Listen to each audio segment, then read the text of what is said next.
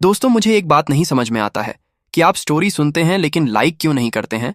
दोस्तों, आपको एक लाइक करने में एक सेकंड भी नहीं लगेगा, इसलिए आप एक लाइक कर दिया करो। शायद आपको पता नहीं होगा, लेकिन आपका एक लाइक हमारे लिए बहुत मायने रखता है। और जो लोग लाइक कर देते हैं उनको दिल से शुक्रिया। और यदि आपको स्टोरी सुनना अच्छा लगता है तो आप स्टोरी ट्यूब यूट्यूब चैनल को सब्सक्राइब भी कर लें, क्योंकि हमारे चैनल पर काफ़ी अच्छी अच्छी कहानियां मिलती रहती हैं। तो आप एक लाइक और सब्सक्राइब कर देना। चलिए आज की कहानी शुरू करते हैं। महारक्षक ध्रुव रिटर्न, न्यू एपिसोड। ध्रुव के दिमाग में एक हल्की सी आवाज गूंज उठी। रोशनी का कमल के चारों ओर फैली अंदरूनी शक्ति थोड़ा बिखर गई। इससे ध्रुव का चेहरा कुछ ही सांसों में लाल हो गया। उसका पूरा शरीर तनाव में आ गया। माथे पर नसें उभर आईं और उसके गले से दर्द भरी आवाजें निकलने लगीं। ध्रुव ने अपने दांत कसकर भींच ली। उसका चेहरा विकृत हो गया। मुट्ठियां मजबूती से बंद हो गईं और उसके माथे से पसीने की मोटी बड़ी बूंदें टपकने लगीं। उसका पूरा शरीर पसीने से भीग गया। उफ, मैं सच में तुम्हारे बारे में क्या कहूं। बस एक अधूरी तकनीक को शुद्ध करने के लिए तुम इस हाल में पहुंच गए। मैं सच में तुम्हारी मदद करने में असमर्थ हूं। अपने शरीर में मौजूद दिव्य रोशनी को सक्रिय करो। इसे दिव्य रोशनी से शुद्ध करो। मुझे यकीन है कि तुम इसे जल्दी ही पूरी तरह से आत्मसात कर लोगे। यह सुनते ही ध्रुव ने अपने सिर के ऊपर मौजूद रोशनी के कमल को दबाने की पूरी कोशिश की। साथ ही उसने अपने शरीर में मौजूद दिव्य रोशनी को सक्रिय किया और इसे अपने सिर के ऊपर इकट्ठा किया। ध्रुव के सिर के ऊपर मौजूद रोशनी के कमल को जैसे ही खतरे का आभास हुआ, वह तेजी से घूमने लगा। उसकी जलती हुई गर्मी आत्मा अवरोध से टकराने लगी, जिससे ध्रुव का पूरा शरीर कांप उठा। अपनी आत्मा में उठने वाले इस तीव्र दर्द को सहन करते हुए ध्रुव ने अपने शरीर की सारी दिव्य रोशनी को सिर के ऊपर इकट्ठा किया और रोशनी के कमल को उसके भीतर लपेट दिया। दिव्य रोशनी से घिरने के बाद रोशनी का कमल थोड़ा शांत तो हो गया, लेकिन फिर भी वह ध्रुव के नियंत्रण से बचने की कोशिश कर रहा था। इस स्थिति ने ध्रुव को कुछ राहत दी, जिससे वह थोड़ा चैन की सांस ले पाया।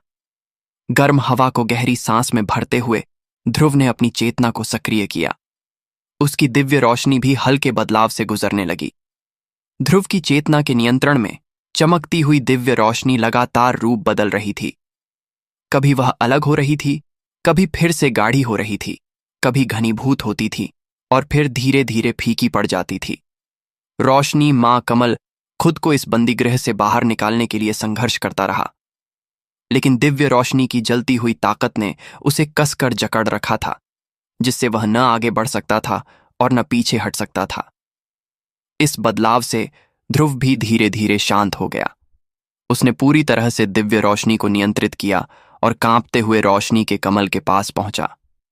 दिव्य रोशनी धीरे धीरे रोशनी के कमल के करीब गई, लेकिन इसकी गर्मी भी अब नियंत्रित थी, जब तक कि यह पूरी तरह से रोशनी के कमल को अपने भीतर समा नहीं लेती। धीरे धीरे इस कोमल प्रक्रिया के दौरान रोशनी का कमल भी शांत होता गया और दिव्य रोशनी की गर्माहट को स्वीकार करने लगा। दिव्य रोशनी धीरे धीरे पास आई और हल्की गर्माहट छोड़ने लगी। करीब 2 घंटे के बाद दिव्य रोशनी ने पूरी तरह से रोशनी के कमल को घेर लिया। अब रोशनी का कमल पूरी तरह से दिव्य रोशनी में समा चुका था। वास्तव में दिव्य रोशनी ने उससे जुड़कर उसे एक रंग बिराए कमल में बदल दिया था। ध्रुव की अंदरूनी शक्ति के निरीक्षण में रोशनी का कमल अब उसकी दिव्य रोशनी का ही एक हिस्सा बन चुका था। पहले का वह हिंसक रोशनी का कमल अब पूरी तरह से गायब हो चुका था। अब जो बचा था वह दिव्य रोशनी से बना एक खूबसूरत कलाकृति जैसा प्रतीत हो रहा था। ध्रुव के होठों पर हल्की मुस्कान आ गई। उसके विचार मात्र से दिव्य रोशनी से जुड़ा हुआ रोशनी का कमल हल्का सा कांपा और फिर एक जोरदार धमाके के साथ असंख्य छोटे छोटे जलते हुए रोशनी के कणों में बिखर गया। दिव्य रोशनी फैल गई और 3 विशाल जाल बना दिए। इन जालों ने उन रोशनी के कणों को 3 हिस्सों में बांट दिया और उन्हें अलग अलग शुद्ध करना शुरू कर दिया। घुर्ष चुपचाप खड़ा देखता रहा। उसने ध्रुव के हर कदम को ध्यान से देखा। ध्रुव के हाथों की सील्स बदलीं। 3 जालों में से एक क्रोधित अग्नि में बदल गया। उसमें आसमान जलाने और समुद्र उबालने की शक्ति थी और इसने रोशनी के कमल के टुकड़ों को शुद्ध करना शुरू कर दिया। हालांकि रोशनी का कमल बिखर चुका था, लेकिन उसकी मूल शक्ति का एक हिस्सा अभी भी बचा हुआ था। इसलिए वह दिव्य रोशनी के भीतर संघर्ष करने लगा। इससे अन्य दो जालों में बंधे हुए कमल के टुकड़े भी छटपटाने लगे, जिससे ध्रुव को काफी परेशानी हुई। ध्रुव ने यह देखा तो उसकी भौहें सिकुड़ गईं। उसने अपनी सील्स को फिर से बदला। पहले से ही शक्तिशाली दिव्य रोशनी और भी तेज हो गई और रोशनी के कमल के टुकड़ों को पूरी तरह से लपेट लिया। अब अन्य दो हिस्सों को भी शुद्ध किया जाने लगा। उन्हें अब संघर्ष करने का मौका तक नहीं मिला। ध्रुव की अंदरूनी शक्ति उन जालों में प्रवाहित हुई और उसने पूरी तरह से रोशनी के कमल के टुकड़ों को दबा दिया।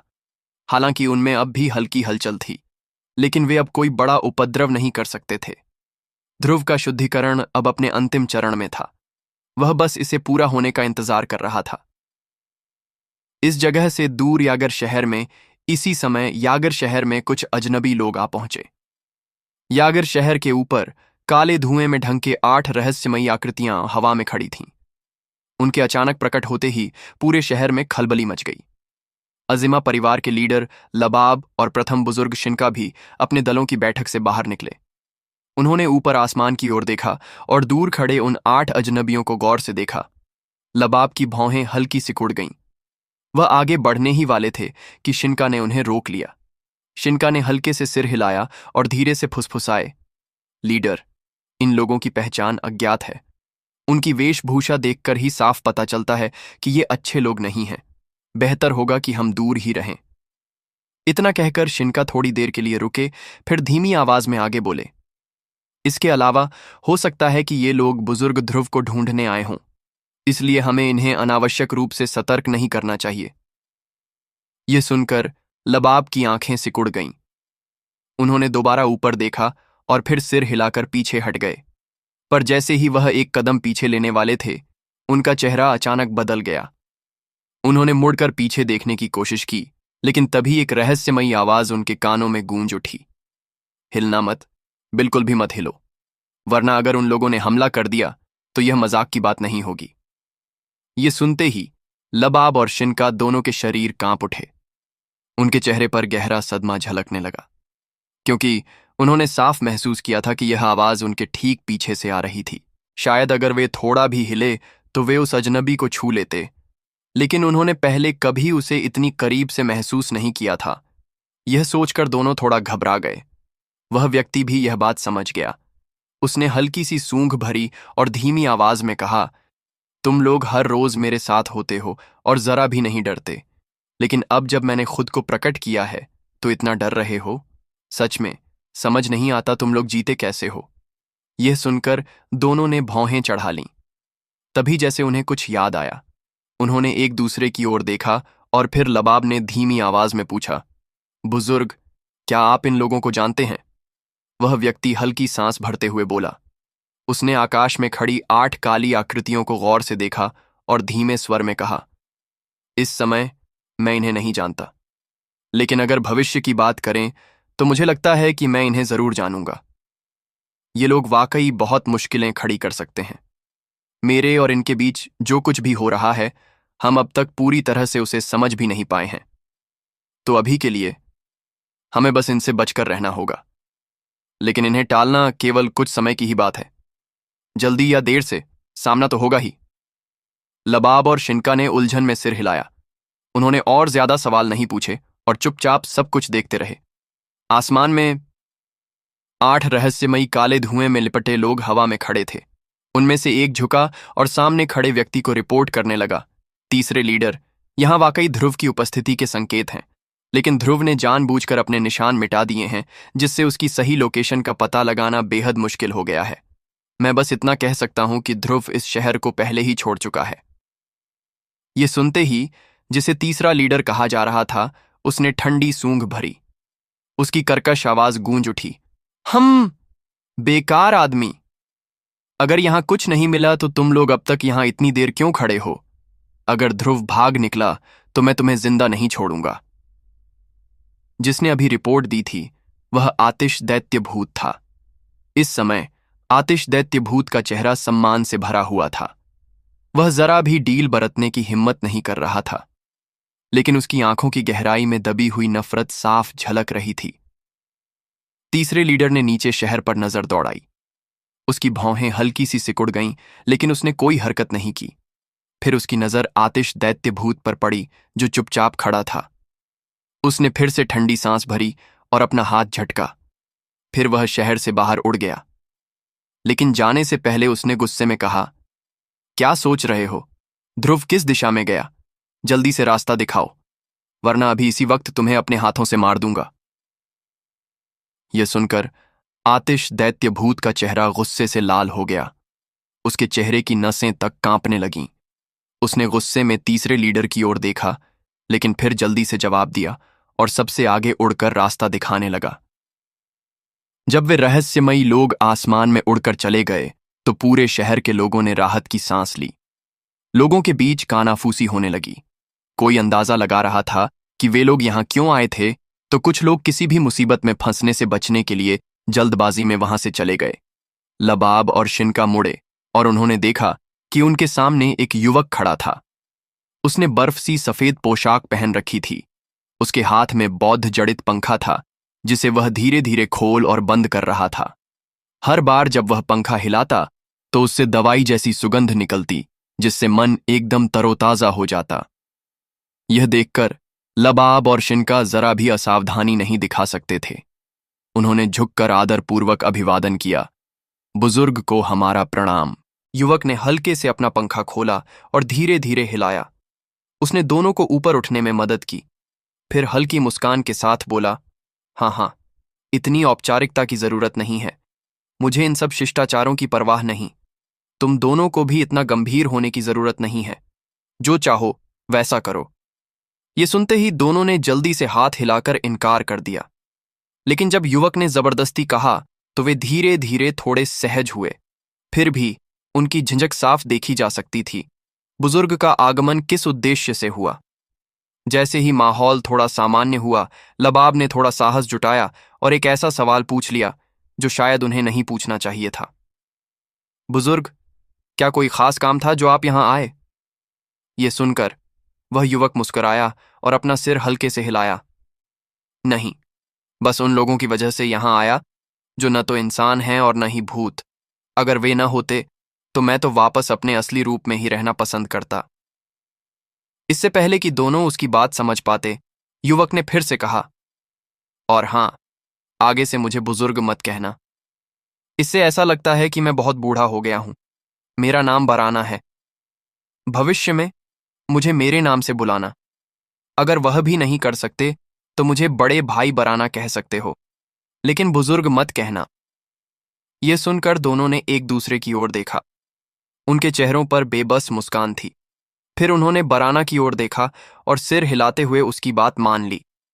वे चुपचाप खड़े रहे और आगे कुछ नहीं कहा। दूसरी ओर, इस जगह से दूर, एक हो जाओ।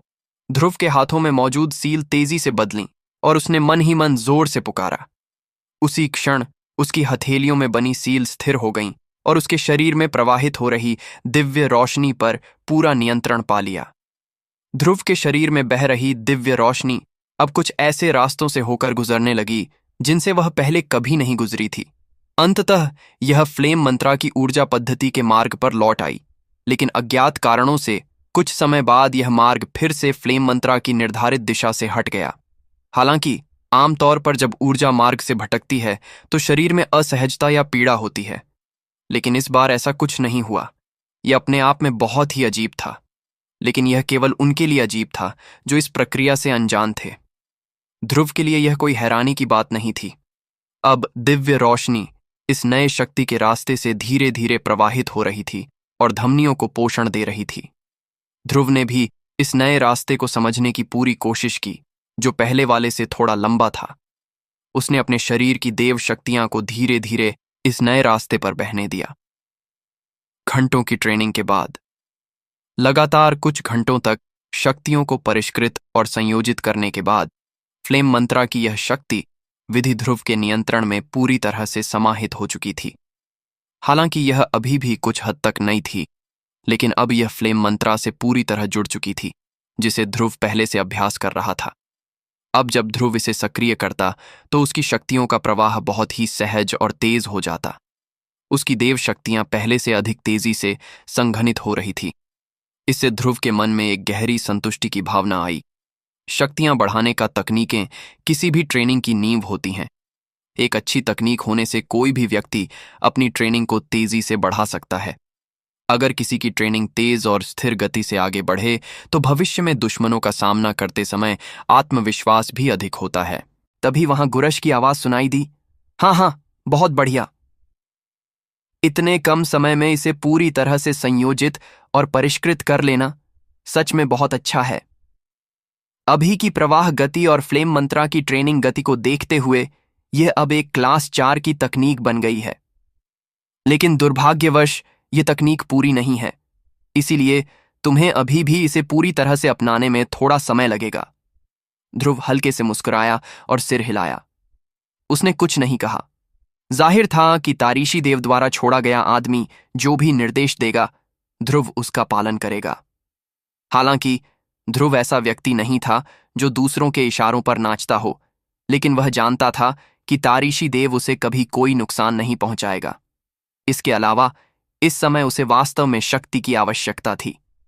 अगर तारीशी देव उसके लिए रास्ता साफ कर सकता था तो यह उसे कई गलतियों से बचा सकता था। दोनों ने थोड़ी देर बातचीत की और फिर ध्रुव ने फिर से ट्रेनिंग में प्रवेश किया और अपनी ट्रेनिंग शुरू कर दी। अगले दिन पर्वत की चोटी पर पूर्व दिशा से एक सुनहरी किरण चमकी और सीधा ध्रुव के तेज और सुंदर चेहरे पर पड़ी। धीरे धीरे ध्रुव की बंद आंखें खुलीं। वह ट्रेनिंग से बाहर आया और अपनी आंखों को हल्का सा संकुचित करते हुए क्षितिज पर उगते हुए सूरज को देखने लगा। दोस्तों, अगर आप इस स्टोरी को किसी टेलीग्राम चैनल या किसी दूसरे चैनल पर सुन रहे हैं तो आप यूट्यूब पर स्टोरी ट्यूब चैनल को सब्सक्राइब कर लो। जिस स्टोरी ट्यूब चैनल पर 18,000 से ज्यादा सब्सक्राइबर है वही रियल चैनल है और बाकी सभी चैनल फेक है, तो आप ओरिजिनल स्टोरी ट्यूब चैनल को सब्सक्राइब करें, क्योंकि इस स्टोरी का एपिसोड सबसे पहले स्टोरी ट्यूब यूट्यूब चैनल पर ही आता है। कुछ दिन बाद 8 रहस्यमयी आकृतियां पर्वत की चोटी पर खड़ी थीं। काफी देर तक जांच पड़ताल करने के बाद उनमें से एक व्यक्ति ने सिर हिलाया और पास खड़े व्यक्ति से आदरपूर्वक कहा, हम बिल्कुल सही जगह पर हैं। तीसरे लीडर, यह वही जगह है जहां ध्रुव कुछ समय के लिए रुका था। अगर मैं गलत नहीं हूं तो उसने यह स्थान 2-3 दिन पहले ही छोड़ा है। हमारी गति को देखते हुए हमें उसे जल्दी पकड़ लेने की संभावना है। तीसरे लीडर ने यह सुनकर सिर हिलाया। उसने उस दिशा की ओर देखा जिधर ध्रुव गया था और कुछ समय तक विचार करने के बाद बोला, यह दिशा प्राचीन बर्बर नगर की ओर जाती है। ध्रुव दक्षिणी क्षेत्र को छोड़कर जा रहा है। फिर तीसरे लीडर ने हल्की हंसी के साथ कहा, ध्रुव, क्या तुम्हें लगता है कि दक्षिणी क्षेत्र से निकलने के बाद तुम सुरक्षित रहोगे? हम। इसके बाद उसने अपना दायां हाथ ऊपर उठाया और जोर से नीचे लहराते हुए गरज कर आदेश दिया, चलो, हमें किसी भी हाल में 3 दिनों के भीतर ध्रुव को पकड़ना होगा और उसे दक्षिणी क्षेत्र से बाहर नहीं जाने देना है। सभी लोगों ने आदेश का पालन किया और फिर वे ध्रुव के पीछे उड़ चले। 2 दिन बाद वीरान नगर एक रेस्तरां की दूसरी मंजिल पर खिड़की के पास बैठे ध्रुव ने नीचे गुजरती भीड़ की ओर देखा। उसने धीरे से अपने हाथ में पकड़े हुए चाय का एक घूंट लिया और हल्की मुस्कान के साथ उठकर जाने लगा। लेकिन तभी गुरश की आवाज गूंजी, जिससे ध्रुव ने अनायास ही भौहें सिकोड़ लीं और फिर दोबारा बैठ गया। रुको, मुझे लगता है कि तुम्हें अभी जाने की जरूरत नहीं है। थोड़ी देर में यहां एक दिलचस्प नजारा देखने को मिलेगा। इस पर ध्रुव ने मन ही मन गुरश से पूछा, गुरश, तुम क्या कहना चाहते हो? इस पर गुरश हंसा और बोला, मुझे लगता है कि जिनका तुम इंतजार कर रहे थे वे आ चुके हैं। मुझे महसूस हो रहा है कि 8 शक्तिदेव रैंक के योद्धा उसी दिशा से आ रहे हैं जिस ओर से तुम यहां आए थे। मुझे नहीं लगता कि उन्हें यहां पहुंचने में ज्यादा समय लगेगा। ध्रुव ने यह सुनकर अपनी भौहें और अधिक सिकोड़ लीं। उसने खिड़की से दूर क्षितिज की ओर देखा और हल्की आवाज में पूछा, गुरश, उनकी ताकत कैसी है? गुरश ने हल्की हंसी के साथ कहा, ऐसा लग रहा है कि वे तुम्हें पकड़ने का पक्का इरादा कर चुके हैं। ध्रुव का चेहरा गंभीर हो गया, लेकिन वह चुपचाप सुनता रहा। फिर गुरश ने आगे कहा, उनकी सामूहिक शक्ति तुम्हारे लिए एक बड़ी चुनौती हो सकती है। उनमें सबसे शक्तिशाली एक 7 सितारा शक्तिदेव है।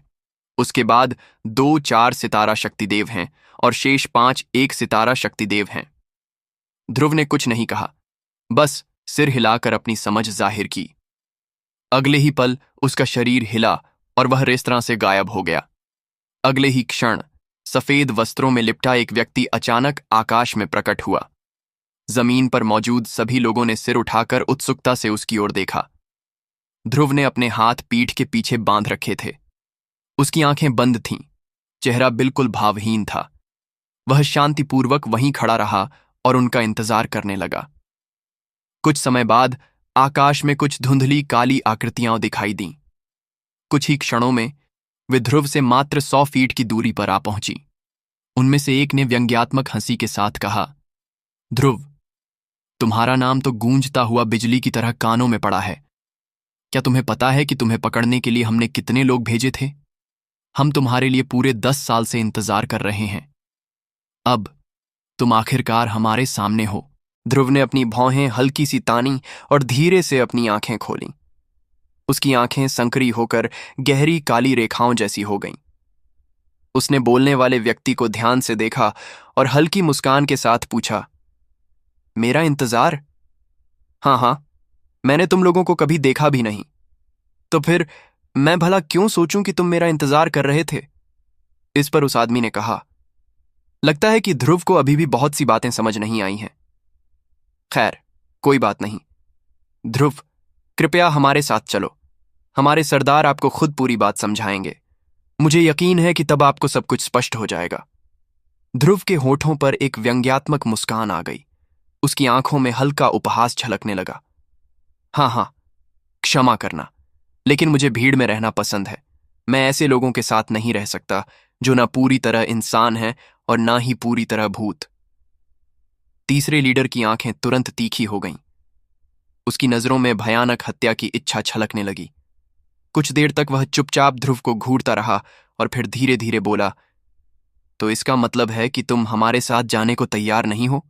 अगर ऐसा है तो मुझे फिर से सोचने की जरूरत नहीं। इसके बाद उसने अपने पीछे खड़े 7 लोगों को आदेश दिया, सब के सब हमला करो। बस इस बात का ध्यान रखना कि वह मरने ना पाए, बाकी सब जायज है। जैसे ही तीसरे लीडर की बात पूरी हुई, उसके 7 साथी अचानक तेज गति से ध्रुव की ओर झपट पड़े। इससे यह साफ हो गया कि एक भयंकर युद्ध शुरू होने वाला था। ध्रुव ने अपने चारों ओर फैले 7 काले धुंध के गुच्छों को देखा और उसका चेहरा गंभीर हो गया। उसकी आंखों में एक क्षण के लिए चिंता की झलक आई। ध्रुव ने अपनी आंखें थोड़ी संकरी कीं और तीसरे लीडर की ओर देखते हुए कहा, हमारे बीच कोई दुश्मनी तो नहीं है। इसके अलावा मैं पहली बार यहां आया हूं। भले ही मैंने उस दिन आतिश दैत्य भूत को चोट पहुंचाई थी, लेकिन मैंने उसे कोई नुकसान नहीं पहुंचाया। ये सुनते ही आतिश दैत्य भूत का चेहरा गुस्से से विकृत हो गया। उसकी आंखों में आग जैसी जलन थी, मानो वह ध्रुव को फूंक डालना चाहता हो। और इसी के साथ उसने कहा, ध्रुव, अगर तूने मुझ पर छुपकर वार नहीं किया होता तो क्या मैं तुझसे चोट खा सकता था? ध्रुव, मेरी एक हथेली झेल के दिखा। उसकी आवाज पूरी तरह खत्म भी नहीं हुई थी कि वह क्रोधित हो उठा। तीसरे लीडर की आज्ञा की प्रतीक्षा किए बिना उसने एक जोरदार गर्जना की। अगले ही क्षण उसका शरीर तेजी से हिला और उसने ध्रुव की ओर एक जबरदस्त हथेली का वार किया। ये देखते ही ध्रुव के होंठों पर हल्की ठंडी मुस्कान उभरी। उसने अपना दायां हाथ अपने सामने लहराया, फिर अचानक उसकी मुट्ठी कसकर भींच गई। उसी समय उसके शरीर से दिव्य रोशनी फूट पड़ी और पूरे शरीर को ढक लिया। अब ध्रुव पूरी तरह से एक रंग बिरंगे और चमकदार रोशनियों से बना इंसान की तरह दिखने लगा। दिव्य रोशनी से घिरे ध्रुव ने धीरे से सिर उठाया। उसकी चमकती आंखों में एक तेज रोशनी कौंधी। अचानक ध्रुव ने अपना दायां हाथ झटका। उसका शरीर कंपन में आया और वह आतिश दैत्य भूत की ओर बिजली की गति से दौड़ा। एक विशाल रोशनियों की लहर आकाश में फैल गई और सबकी दृष्टि बाधित कर दी। तीसरे लीडर के चेहरे का भाव थोड़ा बदल गया। काले धुंध के भीतर से उसकी डरावनी आंखों में गहरी काली रोशनी चमक उठी और उसने कहा, यह ध्रुव केवल 2 महीनों में अपनी शक्ति को 2 सितारे वाले शक्तिदेव के शिखर तक पहुंचा चुका है। यह तो वास्तव में चौंकाने वाला है। अगर यह सिर्फ उसके मूल खून की वजह से है तो यह ध्रुव सचमुच असाधारण है। इसे जिंदा नहीं छोड़ा जा सकता। इस बार इसे हर हाल में खत्म करना होगा। तीसरे लीडर की आंखों में एक खून प्यासा इरादा झलका।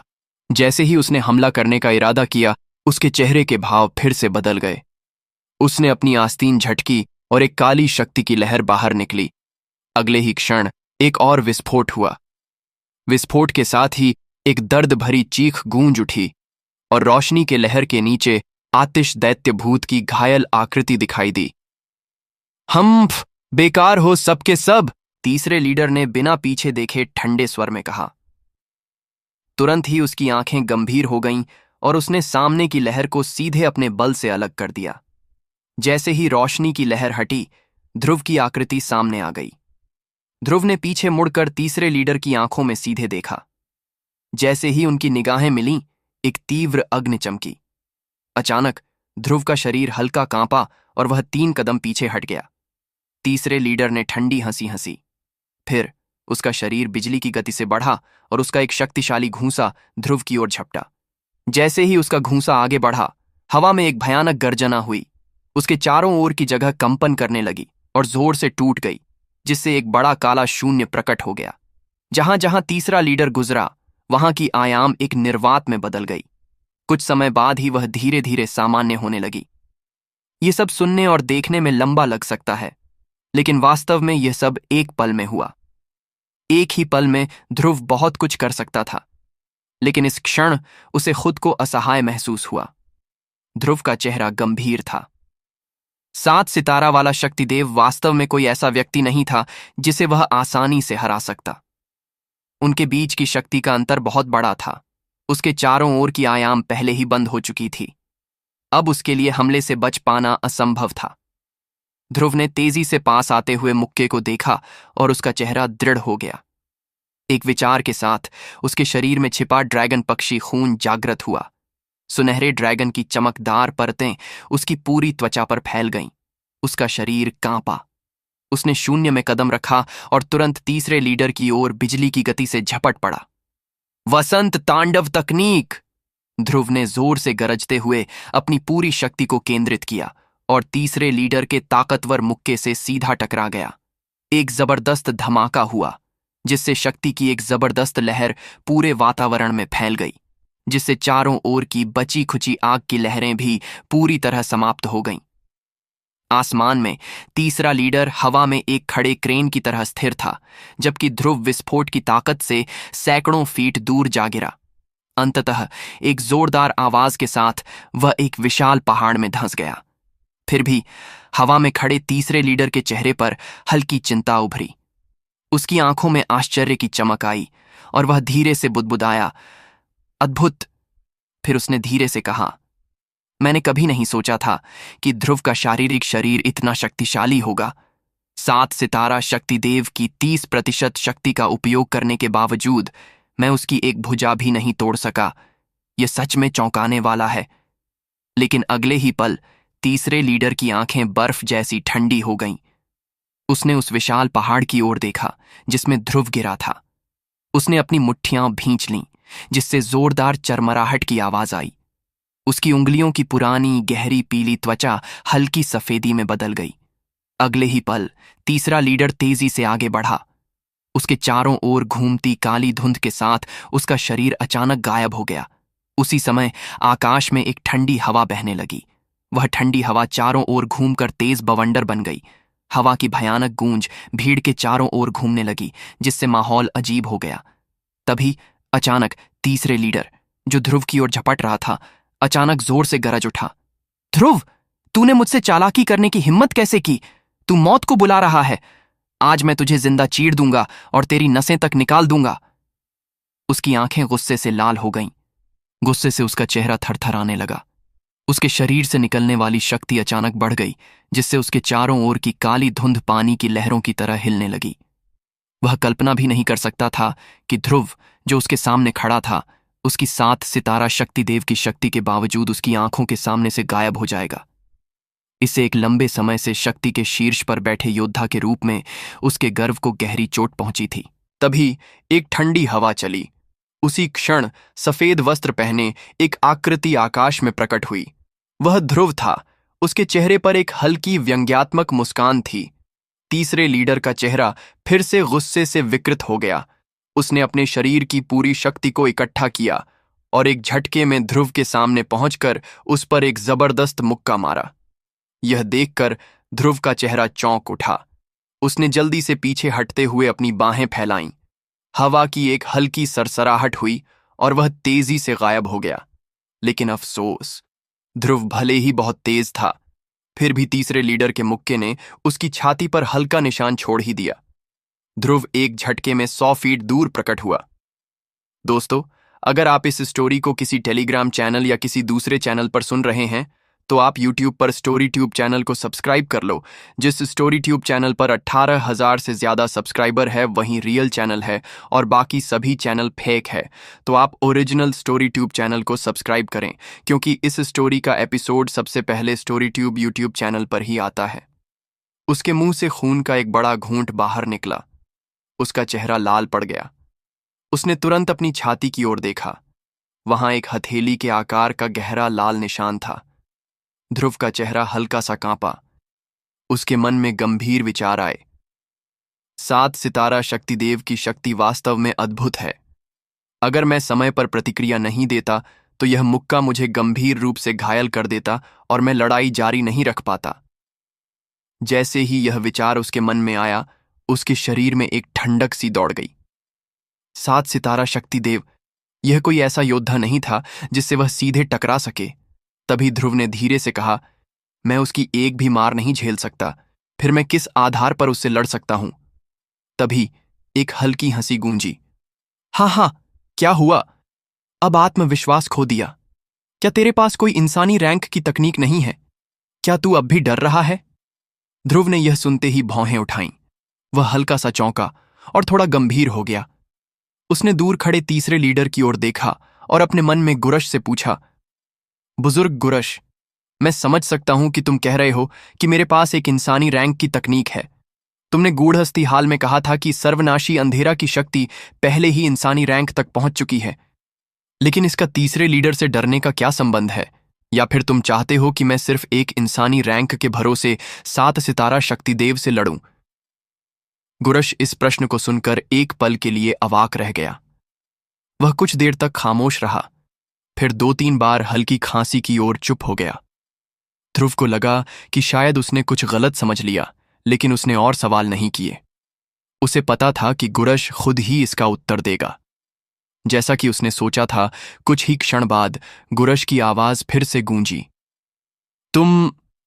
अगर यह शब्द मैं खुद अपने कानों से नहीं सुनता तो शायद कोई भी आम व्यक्ति इन्हें सुनकर इतना गुस्से में आ जाता कि उसके 7 छिद्रों से धुआं निकलने लगता। ध्रुव ने पलकें झपकाईं। अब उसे एहसास हुआ कि यह इंसानी रैंक की तकनीक साधारण नहीं थी। हालांकि उसने अभी भी शांत भाव से तीसरे लीडर की ओर देखा। जब उसने देखा कि तीसरा लीडर उसे संदेह भरी नजरों से घूर रहा था तो वह थोड़ा सहज महसूस करने लगा। गुरश की आवाज फिर से आई, उफ।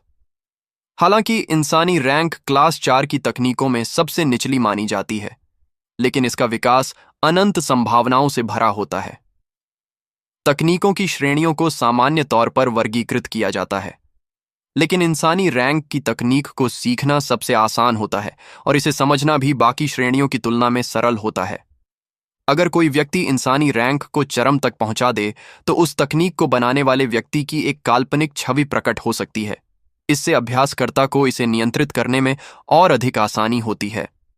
और यही कारण है कि इंसानी रैंक तकनीक का सही इस्तेमाल करने वाले को उसकी गहराइयों को समझने का अवसर मिलता है। यहां तक कि उसके आधार पर क्लास 5 की तकनीक विकसित करने की भी संभावना बनती है। इसलिए इसकी शक्ति असाधारण होती है। उदाहरण के तौर पर, अगर तुम इस इंसानी रैंक का सही इस्तेमाल करो तो सिर्फ एक हमले में ही तीसरे लीडर को गंभीर रूप से घायल कर सकते हो। और सबसे जरूरी बात, यह तकनीक किसी और की नहीं बल्कि तुम्हारी खुद की बनाई हुई है। इसका मतलब है कि इसकी शक्ति सामान्य इंसानी रैंक की तकनीकों से अधिक होगी। तो जाओ, निडर होकर लड़ो। गुरश के शब्द बहुत लंबे थे, लेकिन ध्रुव और तीसरे लीडर के दृष्टिकोण से यह सब कुछ केवल कुछ ही क्षणों में घटित हुआ। ध्रुव ने यह सुनकर अपने अंदर जोश महसूस किया। उसने गहरी सांस ली और तीसरे लीडर के साथ कुछ और द्वार की लड़ाई के लिए आगे बढ़ने ही वाला था कि अचानक उसका चेहरा बदल गया। उसने अपने सीने पर हाथ रखा और जोर से खांसने लगा। ध्रुव के मुंह से ताजा खून बाहर निकल आया। उसे अपने नथुनों से आती रक्त की हल्की गंध महसूस हुई, जिससे उसके दिल में एक हल्की कड़वाहट घुल गई। और ध्रुव ने खुद से कहा, तीसरे लीडर की गति मुझसे बहुत तेज है, सर्वनाशी। अंधेरा तकनीक का पहला शर्त यही थी कि उसे इसे चलाने के लिए पर्याप्त समय चाहिए होता था। लेकिन अभी ध्रुव के पास इतना समय ही नहीं था। हालांकि ध्रुव को आसमानी फना कदम की मदद मिली थी, लेकिन वह अभी तक इसे पूरी तरह से नहीं सीख पाया था। अपनी पूरी ताकत झोंक देने के बावजूद उसकी गति केवल तीसरे लीडर के बराबर ही हो सकती थी। ऐसे में आतिश, दैत्य, भूत और बाकी लोग जो किनारे खड़े यह सब देख रहे थे, उनकी मौजूदगी के कारण उसे सर्वनाशी अंधेरा का उपयोग करने का मौका शायद ही मिल पाता। यह सोचते ही ध्रुव की भौहें कसकर सिकुड़ गईं। उसकी आंखें तेजी से चारों ओर घूमने लगीं, किसी रास्ते की तलाश में जिससे वह बचकर निकल सके। कुछ देर सोचने के बाद ध्रुव ने मन ही मन एक बड़ा फैसला लिया। अब जब कोई और रास्ता नहीं बचा था, तो उसे जबरदस्ती ही अपनी राह बनानी होगी। ध्रुव की आंखों में अचानक ठंडापन उतर आया। तीसरे लीडर ने हल्का भौहें उठाईं और ठंडी हंसी हंसी। उसने अपने हाथ छाती के सामने बांध लिए और घृणा भरी नजरों से ध्रुव को देखने लगा। तो आखिरकार हिम्मत जुटा ही ली। ध्रुव का शरीर तेजी से हिला और उसके पैरों के नीचे एक भंवर सा बनने लगा। अगले ही पल वह बिना कोई आवाज किए हवा में विलीन हो गया। तीसरे लीडर ने एक और ठंडी हंसी हंसी। उसके दोनों हाथ मजबूती से मुट्ठियों में बदल गए। वह हवा में एक निश्चित स्थान पर प्रकट हुआ और अपनी विशाल मुट्ठी से पूरी ताकत से सामने की जगह पर हमला कर दिया। एक भारी आवाज गूंजी। तीसरे लीडर ने अपने मास्क के नीचे से हल्का सा भौहें चढ़ाईं, लेकिन अगले ही पल वह ठंडी आवाज में गहरी सांस लेकर आगे बढ़ा। अब ध्रुव पूरी तरह गंभीर हो चुका था।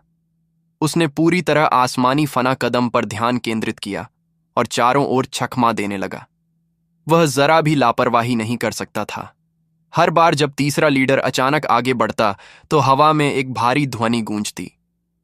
कभी कभी उसके साथ एक भारी सांस की आवाज भी आती, लेकिन ध्रुव का कोई नामो निशान नहीं था। यह नजारा देखकर नीचे खड़े शहरवासियों की भीड़ विस्मय में आ गई और लोगों में बातें होने लगीं। यह कैसा कदम है? यह आदमी इतनी तेजी से कैसे गायब हो रहा है? कुछ ही पलों बाद आसमान में एक घायल और फटे चिथड़े कपड़ों वाली आकृति अचानक प्रकट हुई। ध्रुव का मुंह जोर जोर से सांसें ले रहा था। उसकी आंखों के कोने में हल्की सी कंपन थी। उसने अपने फटे हुए कपड़ों पर नजर डाली, फिर अपनी नजरें उठाकर तीसरे लीडर की ओर देखा। उसके होठों से एक ठंडी हंसी निकल पड़ी। पिछले कुछ सेकंड में तीसरे लीडर ने लगभग 100 से अधिक घूंसे मारे थे, लेकिन उनमें से केवल 10-12 ही ध्रुव के शरीर को छू पाए थे। हालांकि उसके कपड़े फट चुके थे, लेकिन चोटें उतनी गंभीर नहीं थीं। दूसरी ओर ध्रुव को यह भी एहसास हुआ कि इस भीषण पीछा करने के दौरान वह आसमानी फना कदम पर पहले से कहीं अधिक नियंत्रण पा चुका था। जब तीसरे लीडर ने ध्रुव की यह मजाक उड़ाती मुस्कान देखी, तो उसका गुस्सा भड़क उठा। उसकी मुट्ठियां कसकर भींच गईं और उसके मुंह से एक जोरदार गरज निकली। कमबख्तों, तुम सब एक साथ हमला करो, आज मैं इसे बुरी तरह से तोड़ दूंगा। यह सुनते ही आतिश, दैत्य, भूत की अगुवाई में 7 लोग तुरंत आगे बढ़े। उन्होंने अपने हाथों की मुद्रा बदली और जोरदार गरज के साथ ध्रुव पर हमला कर दिया। ध्रुव ने भौहें टेढ़ी कीं, लेकिन घबराया नहीं। उसके पैरों की चाल अचानक बदल गई। उसने एक अजीब कोण पर अपने शरीर को मोड़ा और फिर से हवा में गायब हो गया। अगले ही पल 7 हमले ध्रुव के स्थान पर आ चुके थे, लेकिन वहां कोई नहीं था। तीसरे लीडर ने एक और जोरदार मुक्का मारा, लेकिन उसकी जगह वह खुद अचानक 1000 फुट दूर जाकर प्रकट हुआ। और जैसे ही वह स्थिर हुआ, एक जोरदार धमाका सुनाई दिया। तभी एक भारी काली तलवार उसकी ओर बढ़ा। तीसरे लीडर की जोरदार घूंसे की ताकत से यह विशाल तलवार 3 इंच अंदर धंस गया था और उस जगह के चारों ओर की आयाम में दरारें फैल चुकी थीं। यह देखते ही तीसरे लीडर का चेहरा अचानक बदल गया। तभी उसे एहसास हुआ कि ध्रुव फिर से उसके साथ खेल रहा था। उसके दिल में गुस्सा भर उठा। उसने अपनी हथेली से जोरदार हमला किया और भारी काले तलवार को हवा में उछाल दिया। इसके तुरंत बाद उसने पीछे मुड़कर देखा। बिना किसी झिझक के उसका शरीर तेजी से कांप उठा और वह तेजी से पीछे की ओर उड़ गया। तीसरे लीडर की हथेली के प्रहार से विशाल काला तलवार हजारों फीट दूर जा गिरा। अंततः वह जबरदस्त ताकत के साथ जमीन से टकराया, जिससे हजारों फीट चौड़ा एक विशाल गड्ढा बन गया। धूल और धुएं की मोटी परत उठी और हर चीज को ढक लिया। गड्ढे के तल पर काले तलवार के पास हवा में कंपन हुआ और एक सफेद वस्त्रधारी व्यक्ति की आकृति प्रकट हुई। यह ध्रुव था, जिसे पकड़ने के लिए तीसरे लीडर ने पीछा किया था। ध्रुव ने हाथ बढ़ाया और जमीन में धंसे भारी तलवार को बाहर निकाला। जब उसने देखा कि तलवार के शरीर पर 3 इंच गहरी मुट्ठी की छाप थी, तो उसके माथे पर बल पड़ गए। उसके दिल में भी क्रोध जाग उठा। यह भारी तलवार उसे उसके आचार्य विदुर ने दिया था। इसमें ध्रुव की आचार्य विदुर के प्रति भावनाएं समाई थीं। अब जब उसने इसे इस हालत में देखा तो उसका गुस्सा और बढ़ गया। फिर भी ध्रुव ने अपने गुस्से को अपने दिमाग पर हावी नहीं होने दिया। इस समय भारी तलवार लगभग बेकार हो चुका था। हालांकि वह गुस्से से भरा था, लेकिन अभी सबसे महत्वपूर्ण बात यह थी कि इस संकट से कैसे निकला जाए। भारी तलवार की मरम्मत बाद में हो सकती थी, लेकिन अगर वह अभी नहीं निकलता तो उसके पास दूसरा मौका नहीं रहेगा।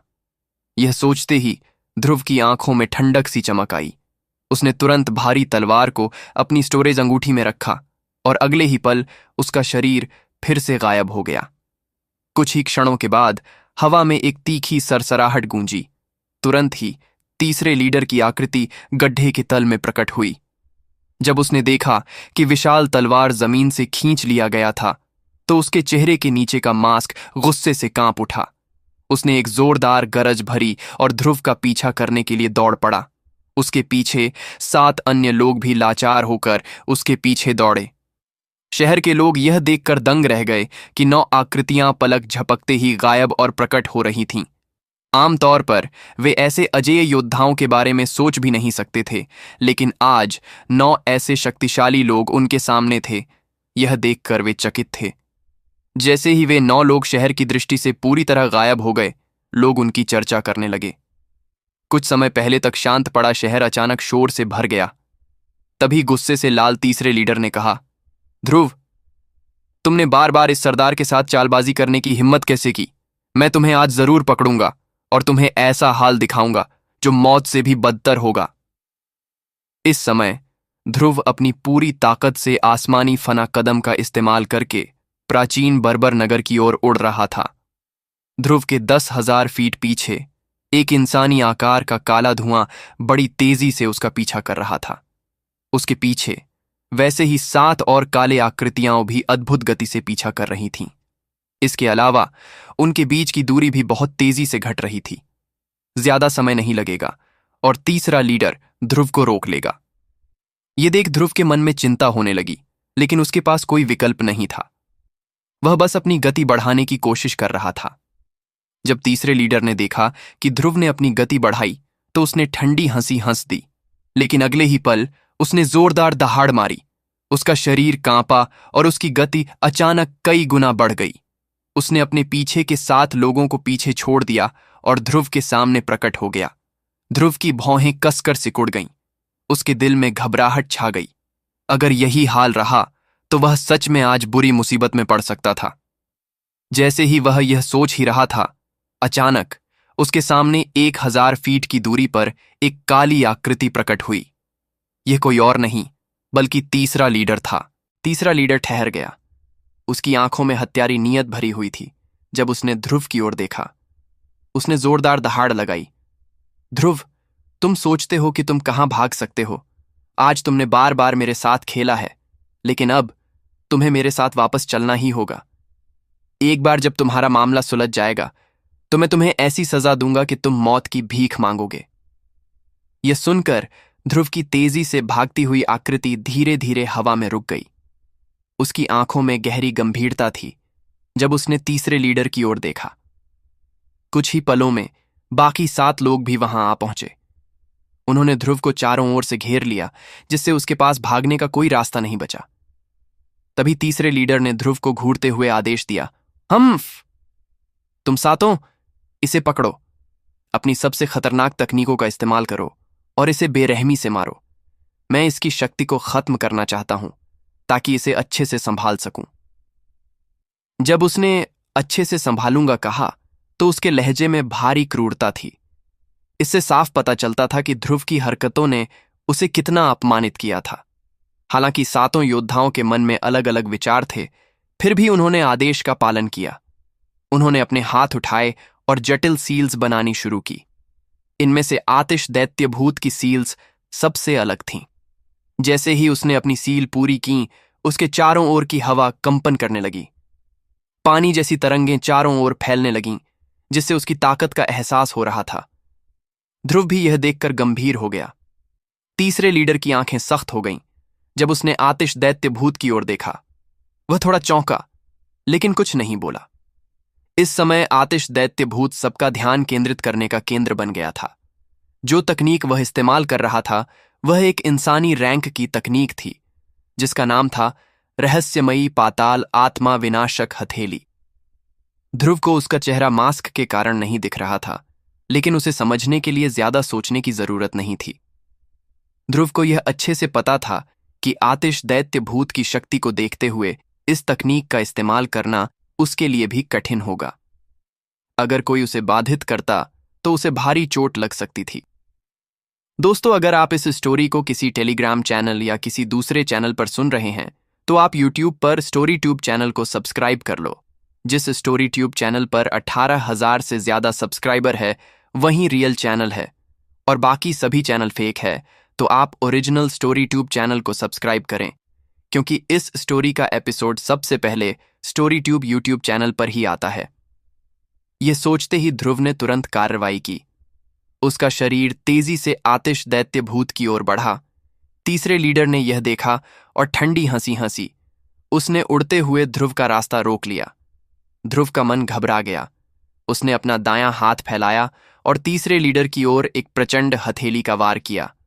उसी समय उसने जोर से चीखकर अपनी डॉस्किल का नाम पुकारा, वसंत तांडव हथेली। साथ ही ध्रुव के बाएं हाथ की सील्स अचानक बदल गईं। तीसरे लीडर के साथ उसकी हथेली टकराने से पहले ध्रुव ने फिर से जोर से चिल्लाया, वसंत तांडव तकनीक। जैसे ही वसंत तांडव तकनीक प्रकट हुआ, तीसरे लीडर का मन अचानक डगमगा गया। वह कुछ पलों के लिए अचेत हो गया। हालांकि यह बस एक क्षण के लिए था, लेकिन ध्रुव के लिए इतना ही काफी था। ध्रुव ने तीसरे लीडर पर जोरदार हथेली का प्रहार किया, जिससे वह हवा में दूर जा गिरा। फिर उसने तुरंत आतिश दैत्य भूत की ओर दूसरा प्रहार किया, वसंत तांडव तकनीक, वसंत तांडव हथेली, वसंत तांडव अंगुली। लगातार 3 तकनीकों का इस्तेमाल करने के बाद ध्रुव अंततः आतिश दैत्य भूत के सामने जा पहुंचा। इस समय आतिश दैत्य भूत की तकनीक पूरी होने वाली थी। ध्रुव ने एक और हथेली आगे बढ़ाई। जैसे ही आतिश दैत्य भूत की लाल आंखें ध्रुव पर हमला करने वाली थीं, उसकी हथेली ध्रुव की हथेली से टकरा गई। एक काली शक्ति का तूफान चारों ओर फैल गया। तीसरा लीडर और उसके साथी इस शक्तिशाली विस्फोट से हजारों फीट दूर जा गिरे। अंततः वे जमीन से टकराए और 1000 फीट चौड़ा गहरा गड्ढा बन गया।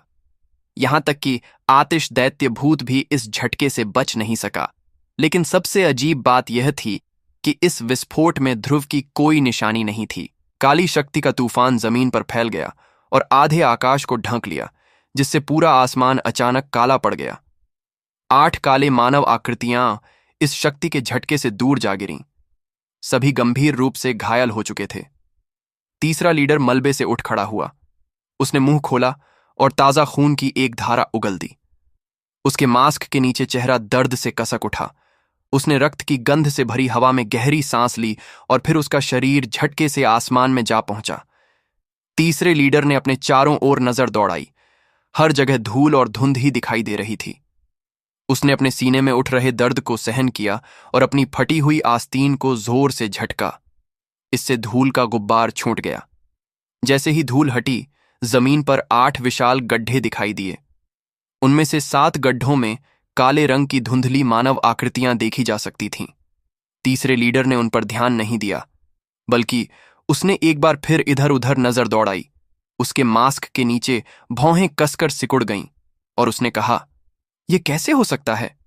ध्रुव कहाँ गया? वह उस समय आतिश दैत्य के सबसे करीब था। आतिश दैत्य तक बुरी तरह घायल हो गया तो फिर ध्रुव कैसे बच सकता है? कहीं ऐसा तो नहीं कि वह सीधे ही उस हमले में मारा गया? तीसरे लीडर के मन में अचानक संदेह उठने लगे, लेकिन साथ ही वह असमंजस में भी था। न तो उसे ध्रुव का शरीर मिला, न ही उसकी कोई शक्ति तरंग महसूस हो रही थी। इसलिए तीसरा लीडर यह तय नहीं कर पा रहा था कि ध्रुव जिंदा है या मर चुका है, और यही बात अब उसे परेशान करने लगी। अगर ध्रुव मर चुका था लेकिन उसका लाश नहीं मिला तो वह अपने मुख्य लीडर को क्या जवाब देगा? यह सोचकर ही उसे घबराहट होने लगी। अगर ध्रुव जिंदा था लेकिन कहीं दिखाई नहीं दे रहा था तो यह और भी बड़ी समस्या थी, क्योंकि न तो उसका शरीर था और न ही उसकी कोई हलचल महसूस हो रही थी।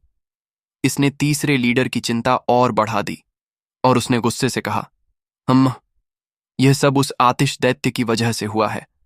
अगर मैं ध्रुव को नहीं ढूंढ पाया तो मैं तुझे जरूर मार डालूंगा। गुस्से में तीसरे लीडर ने अपना सारा दोष आतिश दैत्य पर डाल दिया। लेकिन जैसे ही उसने यह कहा, उसके मांस के नीचे का चेहरा अचानक बदल गया। वह तुरंत पीछे मुड़ा और अपने पीछे देखा। इस समय तीसरे लीडर से 10,000 फीट की दूरी पर एक सफेद वस्त्रधारी मानव आकृति धीरे धीरे प्रकट हुई। वह कोई और नहीं बल्कि ध्रुव था। इस समय ध्रुव के कपड़े थोड़े फटे हुए थे, उसका चेहरा थोड़ा पीला पड़ा था और उसके होंठों के किनारे खून के निशान थे। लेकिन अगर कुल मिलाकर देखा जाए तो ध्रुव की हालत तीसरे लीडर और उसके साथियों से कहीं बेहतर थी।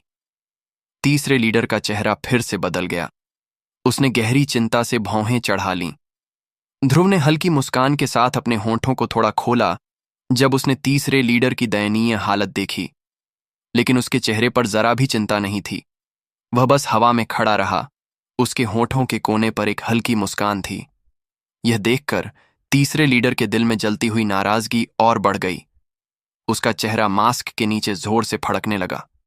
अगर उसका चेहरा दिखता तो देखने वाला यही सोचता कि उसे कोई बीमारी हो गई है। ध्रुव की इस चिढ़ाने वाली हरकत से तीसरा लीडर आग बबूला हो गया।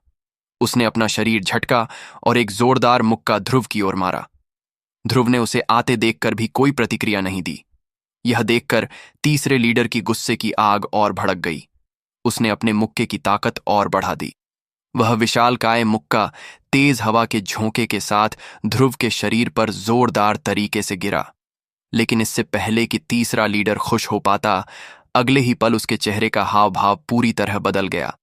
मास्क के पीछे से तीसरे लीडर की आंखों में अविश्वास साफ झलक रहा था। उसके चेहरे पर पहले जो घमंड था वह अब आश्चर्य में बदल चुका था। तीसरा लीडर कुछ क्षण के लिए हवा में स्तब्ध रह गया। फिर उसे होश आया और उसने गंभीर स्वर में कहा, एक परछाई? यह कैसे संभव है? ध्रुव की शक्ति मेरे जितनी तेज कैसे हो सकती है? अगले ही पल तीसरे लीडर की नजर दूसरी दिशा में चली गई। वहां हवा में तेजी से सनसनाहट के साथ ध्रुव की आकृति फिर से प्रकट हुई। ध्रुव को देखकर तीसरे लीडर को आखिरकार समझ आया। वह अनायास ही बड़बड़ाया, अब समझ आया कि तुमने मेरा हमला इतनी आसानी से कैसे टाल दिया। तो असल में यही कारण था। तुमने आसमानी फना कदम प्राप्त कर लिया है। अब कोई आश्चर्य नहीं कि तुम्हारी गति इतनी तेज हो गई है। यह सुनकर ध्रुव के चेहरे पर आने वाली हल्की मुस्कान अचानक गायब हो गई। उसकी आंखों में तीव्र क्रूरता चमक उठी। ध्रुव पहले ही आसमानी फना कदम के रहस्य को अच्छी तरह समझ चुका था। अजिमा दल ने उसे कई बार चेतावनी दी थी कि इस कला के बारे में किसी को पता नहीं चलना चाहिए, लेकिन अभी अभी उसने आसमानी फना कदम के पहले बड़े चरण वायु स्तर को पार कर लिया था। उसे अंदाजा नहीं था कि तीसरा लीडर इतनी आसानी से इसे पहचान लेगा। सिर्फ इसी कारण से ध्रुव अब तीसरे लीडर को जिंदा नहीं छोड़ सकता था। ध्रुव को यह तय हो चुका था कि अब तीसरे लीडर का अंत होना ही चाहिए। जब काले तूफान ने जोर पकड़ा तो ध्रुव का वायु स्तर अचानक जागृत हो गया और उसने उसकी गति को एक नए स्तर तक पहुंचा दिया। हालांकि आतिश दैत्य भूत की रहस्यमयी आत्मा विनाशक हथेली को रोकने में उसे कठिनाई हुई थी, लेकिन उस हमले से निकली शक्ति ने ध्रुव को घातक रूप से घायल कर दिया था। मगर किस्मत से उसी क्षण ध्रुव की गति में अचानक बढ़ोतरी हुई और उसने इस अवसर का लाभ उठाकर खुद को उस घातक हमले से बचा लिया। भले ही वह पूरी तरह वार को नहीं टाल सका, लेकिन उसकी हालत आतिश, दैत्य, भूत और बाकी सभी की तुलना में काफी बेहतर थी। अब ध्रुव ने तीसरे लीडर को गहरी घृणा से देखा। उसके दिल में एक ही विचार था, इस आदमी को जिंदा नहीं छोड़ सकता। तीसरे लीडर को भी खतरे का एहसास हो चुका था। उसके मास्क के पीछे उसकी गंभीरता और बढ़ गई। उसने अपनी सभी शक्ति पूरे शरीर में फैला दी ताकि किसी भी पल ध्रुव के हमले का जवाब दे सके। लेकिन ध्रुव ने उसकी इन तैयारियों को पूरी तरह नजरअंदाज कर दिया। उसने बस अपनी सांसों को नियंत्रित किया और ठंडी हवा को गहराई से अपने अंदर खींचा। खून से भरी इस हवा ने उसके गले में एक हल्की जलन पैदा की, लेकिन इसने उसके इरादों को और मजबूत कर दिया। जैसे जैसे ध्रुव की शक्तियां बहने लगीं, उसके चारों ओर शक्ति तरंगें घूमने लगीं। जल्द ही एक विशाल शक्ति भंवर उसके शरीर के चारों ओर बनने लगा।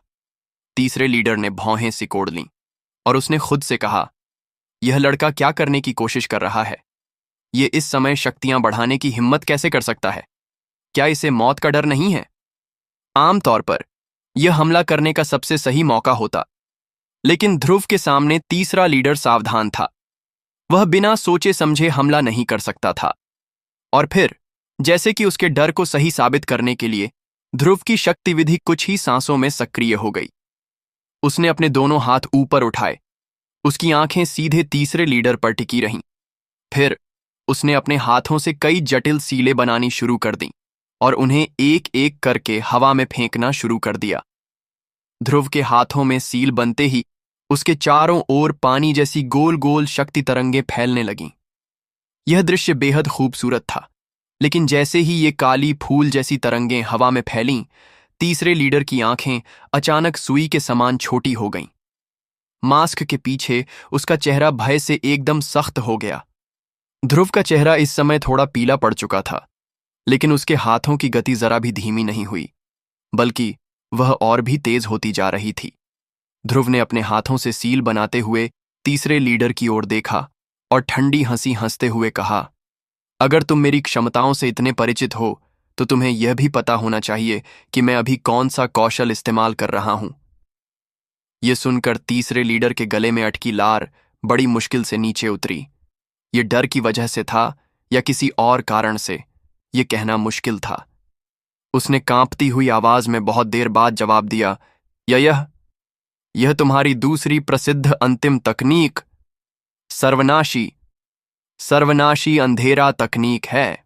ध्रुव को अपनी योजना के सफल होने का एहसास हो चुका था। उसके होंठों पर एक हल्की मुस्कान आई। उसका चेहरा पहले से भी ज्यादा सफेद पड़ चुका था, मानो किसी ने उसकी पूरी शक्ति निचोड़ ली हो। उसने एक ठंडी हंसी के साथ अपने हाथों में बन रही डॉ कला की ओर फिर से ध्यान केंद्रित कर लिया। तीसरा लीडर ध्रुव के शब्दों से पूरी तरह स्तब्ध था। उसकी आंखों में डर झलक रहा था। वह बस बुदबुदा रहा था, यह कैसे संभव है? यह कैसे संभव है? खबरों में तो कहा गया था कि ध्रुव के पास केवल एक क्लास 4 की तकनीक है, लेकिन यह कैसे हो सकता है? तीसरे लीडर का डर स्वाभाविक था। क्लास 4 की तकनीक पूरी यहामा पर असाधारण मानी जाती थी। इसकी ताकत इतनी ज्यादा होती थी कि पहाड़ों और नदियों को चकनाचूर कर सकती थी। हालांकि वह 7 सितारा शक्तिदेव था, लेकिन वह भी क्लास 4 के हमले को झेलने में असमर्थ था। अगर आतिश, दैत्य, भूत का विफल क्लास 4 की तकनीक भी तीसरे लीडर जैसे व्यक्ति को गंभीर रूप से घायल कर सकता था, तो इससे साफ था कि यह कला कितनी शक्तिशाली थी। ध्रुव के हाथों की सीलें और तेज होती गईं। अचानक उसकी त्वचा से एक शानदार रोशनी निकलने लगी, जिसने उसके पूरे शरीर को आग की लपटों में लपेट लिया। दिव्य रोशनी के साथ शक्ति तरंगें चारों ओर फैलने लगीं। कुछ ही पलों में ध्रुव के चारों ओर 1000 फीट तक यह शक्ति एक घेरे की तरह फैल गई। दिव्य रोशनी फैलकर तीसरे लीडर के शरीर से टकराई। तेज गर्मी के झटके से तीसरे लीडर की आंखों में भटका हुआ भाव एक झटके में साफ हो गया। उसका कांपता हुआ शरीर अचानक झटका खाकर स्थिर हो गया। उसकी आंखों में भय उमड़ पड़ा और मास्क के पीछे उसका चेहरा एकदम कठोर हो गया। हवा में कुछ कदम पीछे हटने के बाद वह हांफते हुए खड़ा रहा। अब उसे एहसास हुआ कि ध्रुव क्या कर रहा था। ध्रुव ने पहले अपनी बातों से उसे भटकाया ताकि वह सर्वनाशी अंधेरा चक्र की तैयारी पूरी कर सके और इस एक हमले में उसे खत्म कर दे। इस समय तीसरे लीडर को यह साफ समझ में आ गया था कि ध्रुव पूरी तरह से जानता था कि सर्वनाशी अंधेरा चक्र भले ही क्लास 4 थी, लेकिन उसकी अपनी ताकत अभी इतनी नहीं थी कि वह सीधे तीसरे लीडर को मार सके। इसीलिए उसने इस कला का उपयोग सिर्फ तीसरे लीडर का ध्यान भटकाने और उसकी असावधानी का फायदा उठाकर उसे खत्म करने के लिए किया था। हालांकि इस दौरान ध्रुव खुद भी गंभीर रूप से घायल हो सकता था, लेकिन इससे वह अपना रहस्य छुपाने में सफल रहता। तीसरे लीडर के मन में यह सोच आते ही उसकी आंखों में उग्र क्रोध भड़क उठा, लेकिन उस क्रोध के साथ साथ उसके भीतर असीम भय भी समाया हुआ था। ध्रुव की ताकत उनकी अपेक्षाओं से कहीं अधिक थी। इससे उनका यह मिशन पहले की तुलना में कहीं अधिक कठिन हो गया था। अब यह केवल जीवन और मृत्यु के बीच का एक बारीक अंतर था।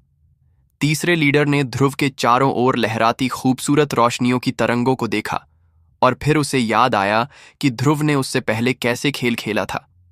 इस सोच ने उसके भीतर के गुस्से को और भड़का दिया। उसकी नजर नीचे विशाल गड्ढे में पड़े 7 काले धब्बों पर पड़ी। उसने ठंडी सांस ली और उसकी आंखों में क्रूरता चमक उठी। उसने अपने दोनों हाथ उठाए और अपनी उंगलियों से कई अजीब सीलें बनानी शुरू कर दीं। जैसे ही सीलें बदलीं, उसकी उंगलियों से गहरे काले रंग की स्याही जैसी शक्ति की तरंगें निकलने लगीं। तीसरे लीडर के चारों ओर का काला धुआं अचानक हिलने लगा और फिर 6 समूहों में बंट गया। ये 6 काले धुएं नीचे पड़े 6 घायल शरीरों को ढकने लगे, लेकिन आतिश दैत्य भूत उन 6 में शामिल नहीं था। ये काले धुएं उल्का पिंडों की तरह नीचे गिरे और गंभीर रूप से घायल 6 लोगों को पूरी तरह लपेट लिया। उसी समय तीसरे लीडर ने जोर से चिल्लाया, 10,000 भूतात्मा विनाश, निगल जाओ! जैसे ही उसकी गरजती आवाज गूंजी, नीचे के काले धुएं में से भयानक चबाने की आवाजें आने लगीं। यह आवाजें इतनी डरावनी थीं कि सुनकर किसी की भी रूह कांप जाए। बीच बीच में अंदर से कुछ दर्दनाक चीखें भी सुनाई दीं, जो इस पूरे दृश्य को और भी भयावह बना रही थीं। काफी देर बाद चीखें पूरी तरह से थम गईं। अब सिर्फ हड्डियां चबाने की आवाजें रह गई थीं, जो किसी के भी कानों को चीर सकती थीं। नीचे पड़े लाश अब पूरी तरह शांत हो चुके थे, लेकिन अगर कोई तीसरे लीडर की ओर देखता तो उसे समझ में आता कि वह पहले से काफी बदल चुका था। इस समय उसके शरीर के चारों ओर घूमता काला धुआं पहले की तुलना में और भी गाढ़ा हो चुका था। उसकी उपस्थिति किसी सजीव छाया की तरह लग रही थी, एक ऐसा अंधकार जिसमें कोई अस्तित्व ही नहीं था। उसकी शक्ति भी पहले से कहीं अधिक बढ़ गई थी। उसके पूरे शरीर पर घाव थे, लेकिन वे अब पूरी तरह से भर चुके थे। उसके सीने पर एक काली कवच उभर आई थी। उस कवच का आकार ठीक वैसा ही था जैसा उसके मुखौटे पर उकेरे गए तिलिस्मी जानवर का था। इसके अलावा वह तिलिस्मी जानवर अब जीवित लग रहा था। उसके खुले मुंह से 2 काले नुकीले दांत बाहर निकले हुए थे और उनमें से एक अजीब लाल शक्ति बह रही थी, जो किसी ताजे खून जैसी लग रही थी। यहां तक कि उस जानवर की आंखों में हल्की चमक थी। ऐसा लग रहा था जैसे उसमें आत्मा समा चुकी हो। दूसरी ओर ध्रुव के हाथों में बन रही सीलें और भी तेज होती जा रही थीं। उसे अब साफ समझ में आ गया था कि तीसरे लीडर की शक्ति किसी भी तरह सामान्य नहीं थी। यही वजह थी कि उसके भीतर थोड़ी बेचैनी भी बढ़ गई थी। समय बीतता गया। आखिरकार ध्रुव का कौशल अपने अंतिम चरण तक पहुंच चुका था। तीसरा लीडर भी पूरी तरह तैयार था। उसने गंभीर निगाहों से ध्रुव को देखा और उसके निश्चित प्रहार का इंतजार करने लगा। वह जानता था कि वह इसे टाल नहीं सकता, न ही बच सकता है। इसलिए वह इसका सामना करने को तैयार था। आखिरकार ध्रुव ने अपनी अंतिम मुद्रा पूरी कर ली। उसका चेहरा बेहद पीला पड़ चुका था, जिससे वह थोड़ा लड़खड़ाया और फिर धीरे धीरे स्थिर हुआ और उसके हाथों की हलचल भी थम गई। अब उसकी हथेली के बीच एक बेहद सुंदर रोशनियों का मंडल बना हुआ था। यह मंडल तेजी से चमक रहा था और उसके ठीक मध्य में एक काले रंग की नन्ही बिंदु जैसी शक्ति की बूंद चुपचाप तैर रही थी। फिर ध्रुव ने अपनी पूरी ताकत बटोरी और कांपते होठों से एक आखिरी वाक्य कहा, इंसानी रैंक की तकनीक, सर्वनाशी अंधेरा, निगल जाओ इन सबको। तो दोस्तों, क्या होने वाला है आगे? क्या ध्रुव बचकर निकलने में कामयाब हो जाएगा यहां से? क्या वह जान पाएगा कि किल्विश दल का रहस्य क्या है? जानने के लिए सुनते रहे इस स्टोरी को सिर्फ और सिर्फ स्टोरी ट्यूब यूट्यूब चैनल पर।